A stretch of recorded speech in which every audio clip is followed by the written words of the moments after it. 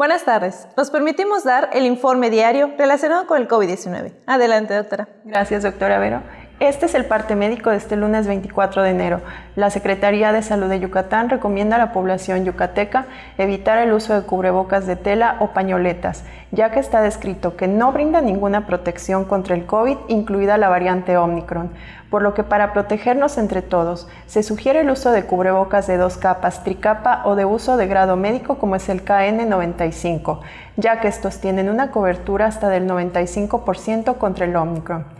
A partir de hoy y hasta el viernes 28 de enero inició la aplicación de la segunda dosis contra el coronavirus a adolescentes yucatecos de 15 a 17 años de 37 municipios del interior del estado. También maestras, maestros y personal educativo activo de escuelas públicas y privadas del estado que por algún motivo no pudieron recibir su dosis de refuerzo contra el coronavirus tendrán una nueva oportunidad para vacunarse a través de una jornada extraordinaria de vacunación que dispuso el gobernador Mauricio Vila Dorsal.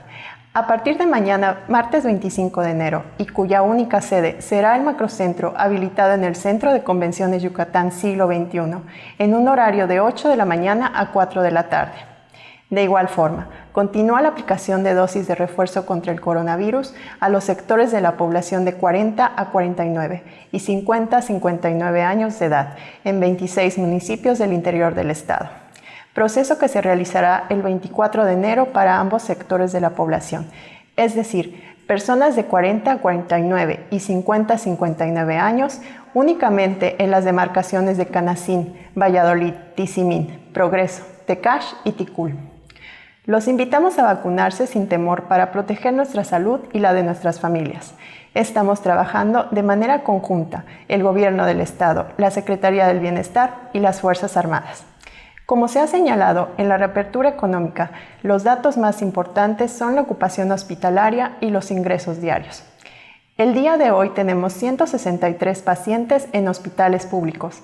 74.237 pacientes ya se recuperaron, no presentan síntomas ni pueden contagiar. Esta cifra representa el 83% del total de contagios registrados, que es 89.904.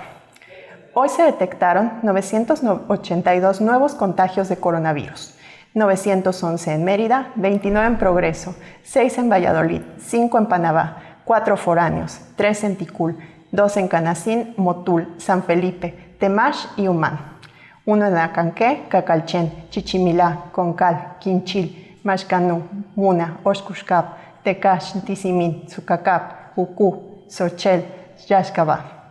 De los 89.904 casos positivos, 704 son de otro país u otro estado.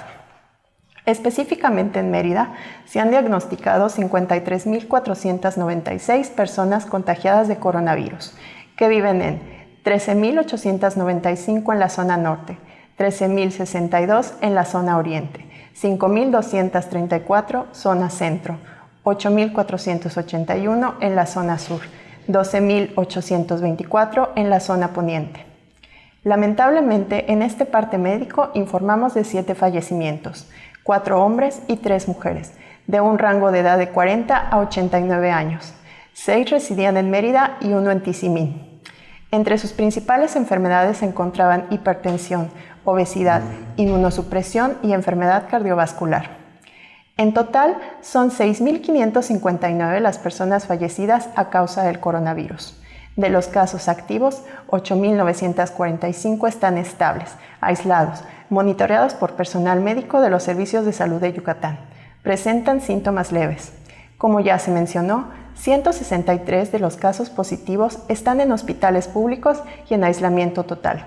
Hay otros pacientes a la espera de diagnóstico. El rango de edad de los casos es de 1 mes a 107 años.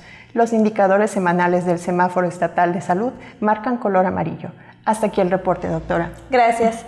Estaremos actualizando esta información todos los días por este mismo medio. Muchas gracias.